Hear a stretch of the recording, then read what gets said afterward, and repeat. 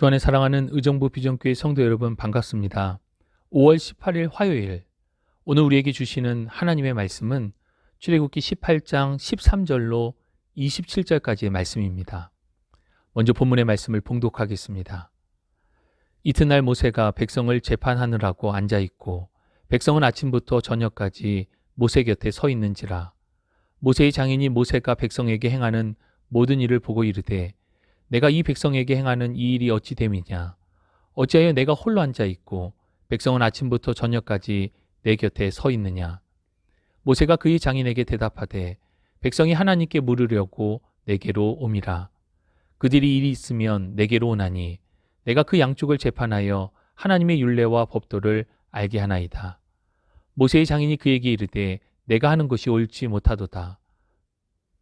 너와 또 너와 함께한 이 백성이 필경 기력이 쇠하리니 이 일이 내게 너무 중함이라. 내가 혼자 할 수 없으리라. 이제 내 말을 들으라. 내가 내게 방침을 가르치리니 하나님이 너와 함께 계실지로다. 너는 하나님 앞에서 그 백성을 위하여 그 사건들을 하나님께 가져오며 그들에게 율례와 법도를 가르쳐서 마땅히 갈 길과 할 일을 그들에게 보이고 너는 또 온 백성 가운데서 능력 있는 사람들 곧 하나님을 두려워하며 진실하며 불의한 이익을 미워하는 자를 살펴서 백성 위에 세워 천부장과 백부장과 50부장과 10부장을 삼아 그들이 때를 따라 백성을 재판하게 하라. 큰 일은 모두 내게 가져갈 것이요 작은 일은 모두 그들이 스스로 재판할 것이니 그리하면 그들이 너와 함께 담당할 것인즉 일이 내게 쉬우리라. 내가 만일 이 일을 하고 하나님께서도 내게 허락하시면 내가 이 일을 감당하고 이 모든 백성도 자기 곳으로 평안히 가리라. 이에 모세가 자기 장인의 말을 듣고 그 모든 말대로 하여 모세가 이스라엘 무리 중에서 능력 있는 사람들을 택하여 그들을 백성의 우두머리 곧 천부장과 백부장과 50부장과 10부장을 삼음에 그들이 때를 따라 백성을 재판하되 어려운 일은 모세에게 가져오고 모든 작은 일은 스스로 재판하더라. 모세가 그의 장인을 보내니 그가 자기 땅으로 가니라. 아멘. 모세의 장인 이드로가 방문하여서 하나님께서 행하신 놀라운 구원과 인도하심의 은혜를 감격하며 나누었습니다. 그리고 그 이튿날 모세는 바쁜 일상으로 돌아가게 됩니다. 모세의 일상은 백성들을 재판하는 것이었습니다. 아침부터 저녁 때까지 모세는 이스라엘 백성들의 고충을 듣고 문제에 대한 재판을 홀로 담당하고 있었습니다. 이를 본 모세의 장인 이드로는 이것이 지속되면 모세와 백성들 모두가 지치게 될 것이기에 모세 혼자서 그것을 감당하는 것이 옳지 않다라고 이야기를 하며 모세에게 조언을 하고 있습니다. 오늘 본문의 말씀을 나누기 전에 리더십에 대해서 잠시 생각해 볼 수 있기 원합니다. 지금 이 시대는 그 어느 때보다 리더십에 대한 관심이 많은 시대입니다. 리더십과 관련한 여러 서적과 강의가 본물을 이루고 있고 대학에는 리더십과 관련된 학과까지 적지 않게 생겼기 때문입니다. 그렇다면 리더십이란 무엇인가? 리더십은 공동체를 다스리거나 이끌어가는 지도자로서의 능력을 이야기합니다. 2명 이상이 있으면 자연스럽게 누군가에 의해 리더십이 나타나게 되어 있기에 어떠한 공동체가 되었건 리더십은 매우 중요할 수밖에 없습니다.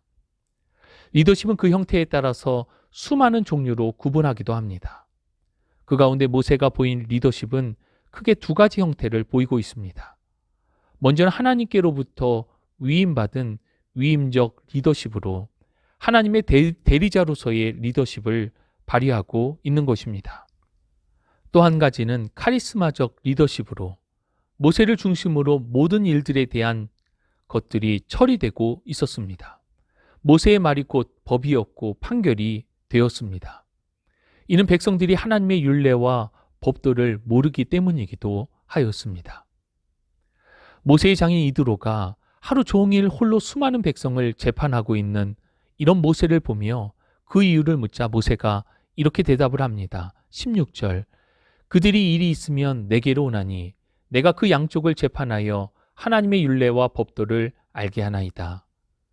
이드로는 이에 대하여 이러한 방식은 결국 모세를 지치게 할 뿐 아니라 이를 오랜 시간 기다렸다가 재판을 받아야 하는 백성들마저 지치게 할 것이기에 옳지 못하다라고 조언을 합니다. 그러면서 19절 이하의 구체적인 개선 방법에 대해서 이야기를 합니다. 그 내용은 결국 모든 재판은 하나님 앞에서 진행되는 것이고 백성들이 문제를 갖고 오는 것도 하나님 앞으로 가져오는 것은 변함이 없을 때 이를 판결하는 것은 모세뿐 아니라 백성들 가운데 또 다른 리더십을 세워 이를 분담하여 진행하는 것이 좋겠다는 의견이었습니다. 즉 조직을 세우고 교육을 통하여서 이를 더욱 순조롭게 진행할 수 있다는 것이었습니다. 구체적인 방법으로 능력 있는 사람을 세워 천부장과 백부장, 50부장과 10부장을 삼도록 하였고 그들에게 율례와 법도를 가르쳐서 마땅히 행할 바를 알려주어 백성을 재판하도록 하는 것이었습니다. 작은 일들의 경우 그들이 스스로 재판을 하고 문제에 대한 답을 찾기 어려울 때에는 모세와 함께 그 재판을 처리하도록 하는 것이었습니다. 이들의 말에 따라서 모세는 천부장, 백부장, 50부장, 10부장을 세워서 조직을 정비하여 일을 처리하도록 하는 장면이 오늘 우리가 함께 읽은 본문의 말씀입니다. 오늘 우리가 함께 나눈 본문의 말씀 속에 중요한 것은 어떤 사람들이 세워졌는가 하는 부분입니다. 21절 말씀을 보면 너는 또 온 백성 가운데서 능력 있는 사람들 곧 하나님을 두려워하며 진실하며 불의한 이익을 미워하는 자를 살펴서 백성 위에 세워 천부장과 백부장과 50부장과 10부장을 삼아. 모세를 도와 일할 사람으로 세워진 이들은 한마디로 능력 있는 사람들이었습니다. 본문은 부가적으로 이 능력 있는 사람들이 어떠한 사람들인지를 잘 설명해 주고 있습니다. 첫 번째 능력 있는 사람이란 하나님을 두려워하는 사람입니다. 하나님을 두려워한다는 것은 자신의 뜻대로 하지 않는다는 것입니다. 교만이 오는 것은 하나님을 두려워하지 않기 때문입니다. 사람이 되었건 하나님이 되었건 그 어떤 두려움도 없이 자신의 뜻대로 하기 때문에 교만하여지는 것입니다. 그렇습니다. 하나님을 두려워하는 사람, 그는 곧 겸손한 사람을 뜻합니다.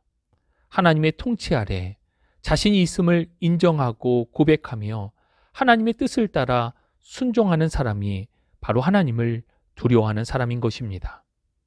어떤 사람의 능력을 평가할 때에 가장 중요한 부분이 바로 이 부분이 되어야 합니다. 물론 자질과 기술이 뛰어난 것 중요합니다. 하지만 교만한 사람은 공동체를 병들게 하는 경우가 많습니다. 공동체 안에서 가장 중요한 것은 상대방을 존중하는 것인데 이러한 존중은 결국 자신이 낮아질 때에야 가능합니다. 이러한 낮아짐의 시작은 하나님을 두려워하는 겸손에서부터 시작되어짐을 기억할 수 있기 바랍니다. 또 하나님을 두려워한다는 의미에는 사람을 두려워하지 않는다는 의미가 포함되어 있습니다. 상대방이 어떠하냐에 따라 달라져서는 안 된다는 것입니다. 하나님을 두려워하기에 사람에 대한 어떠한 편견과 두려움 없이 공정해야 함을 말씀해 주고 있는 것입니다. 두 번째, 능력 있는 사람이란 진실한 사람입니다. 진실의 사전적인 의미는 거짓이 없는 사실을 뜻합니다. 즉 거짓됨이 없는 사람이 바로 진실한 사람입니다. 진실함은 하나님의 속성이기도 합니다. 시편 146편 6절 여호와는 천지와 바다와 그 중에 만물을 지으시며 영원히 진실함을 지키시며 이외에도 성경의 수많은 부분이 하나님의 진실하심을 나타내고 있습니다. 예수님께서 공생애 가운데에 사람들을 가르치며 복음을 선포할 때에도 계속하여 강조하시는 것이 진실로 너희에게 이른다라는 표현이십니다. 하나님은 거짓이 없으신 진실하신 하나님이심을 우리 모두가 고백할 수 있기를 바랍니다. 이러한 진실함을 하나님께서는 우리에게도 요구하십니다.